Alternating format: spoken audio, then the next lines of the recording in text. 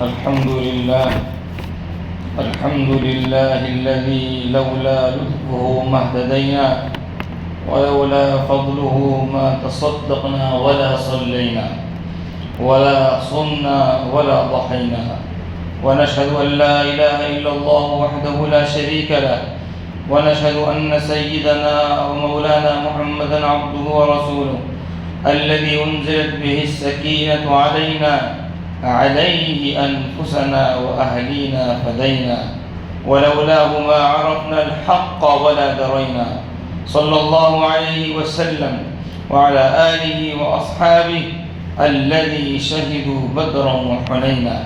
أما بعد، فقد حان ذو الحجة الحرام، شرعت لنا فيها أحكام وأعظمها التضحية من بهيمة الأنعام، وستذكر في خطبة عاشر هذه الأيام، ومنها صيام العشر بمعنى التسع والقيام، وكل عمل من شرائع الإسلام. فقال فيها سيد الأنام عليه الصلاة والسلام: ما من أيام أحب إلى الله أن يتعبد له فيها من عشر ذي الحجة يعدل صيام كل يوم منها بصيام سنة، وقيام كل ليلة منها بقيام ليلة القدر، لا سيما صوم عرفة التي قال فيها عليه الصلاة والسلام: صيام يوم عرفة أحتسب على الله أن يكفر السنة التي قبله والسنة التي بعده. وعن جابر بن عبد الله رضي الله عنهما أن رسول الله صلى الله عليه وسلم قال: أفضل أيام الدنيا أيام العشر. وعن ابن عمر رضي الله عنهما قال رسول الله صلى الله عليه وسلم: ما من أيام أعظم عند الله ولا أحب إليه العمل فيهن من هذه الأيام العشرة، فأكثروا فيهن من التكبير والتهليل والتحميد. وعن أبي هريرة رضي الله عنه عن النبي صلى الله عليه وسلم قال: ما من أيام أحب إلى الله أن يتعبد له فيها من عشر ذي الحجة يعدل صيام كل يوم منها صيام سنة، وقيام كل ليلة منها بقيام ليلة القدر. وعن ابن عباس رضي الله عنهما عن النبي صلى الله عليه وسلم قال: ما العمل في أيام أفضل منها في هذه؟ قالوا: ولا الجهاد؟ قال: ولا الجهاد إلا رجل خرج يخاطر بنفسه وماله فلم يرجع بشيء.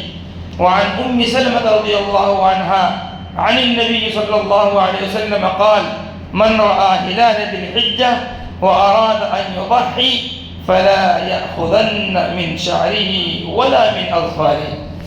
ومنها التكبير دبر الصلوات المكتوبات، وكان عبد الله يكبر من صلاة الفجر يوم عرفة إلى صلاة العشر من يوم النحر يقول: الله أكبر الله أكبر لا إله إلا الله والله أكبر الله أكبر ولله الحمد.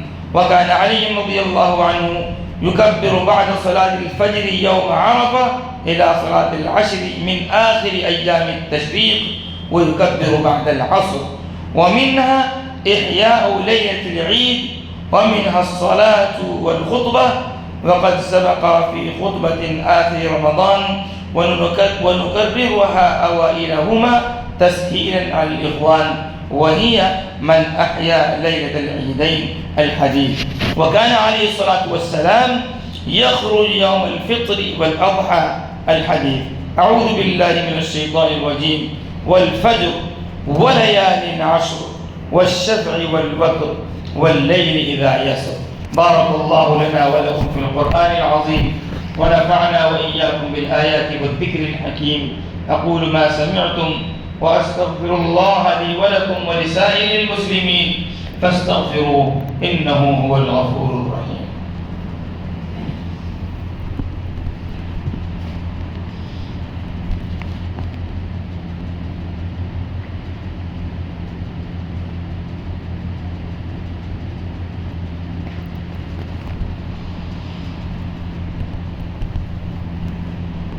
الحمد لله نحمده ونستعينه ونستغفره ونؤمن به ونتوكل عليه ونعوذ بالله من شرور أنفسنا ومن سيئات أعمالنا.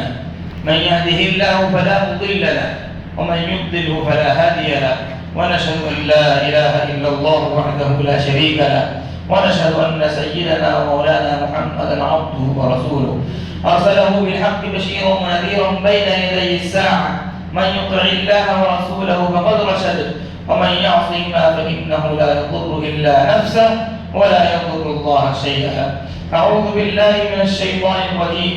إن الله وملائكته يصلون على النبي يا أيها الذين آمنوا صلوا عليه وسلموا تسليما. وقال النبي صلى الله عليه وسلم: من صلى علي واحدة صلى الله عليه بها عشرا. اللهم صل على محمد عبدك ورسوله، وصل على المؤمنين والمؤمنات والمسلمين والمسلمات، وبارك على محمد وأزواجه وذريته. قال النبي صلى الله عليه وسلم: أرحم أمتي بأمتي أبو بكر، وأشدهم في أمر الله عمر، وأصدقهم حياء عثمان، وأقواهم علي، وفاطمة سيد نساء أهل الجنة، والحسن والحسين سيدا شباب أهل الجنة، وحمزة أسد الله وأسد رسوله رضوان الله تعالى عليهم أجمعين. اللهم اغفر للعباس وولده مغفرة ظاهرة وباطنة لا تغادر ذنبا. الله الله في أصحابي لا تتخذوهم غرضا من بعدي، فمن أحبهم فبحبي أحبهم، ومن أبغضهم فببغضي أبغضهم. وخير أمتي قرني، ثم الذين يلونهم، ثم الذين يلونهم. اللهم أيد الإسلام وأنصاره، وأذل الشرك وأشراره.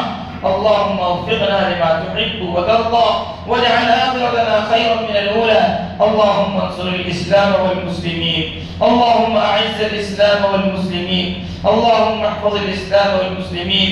اللهم انصر من نصر دين محمد صلى الله عليه وسلم، اللهم اجعلنا منهم.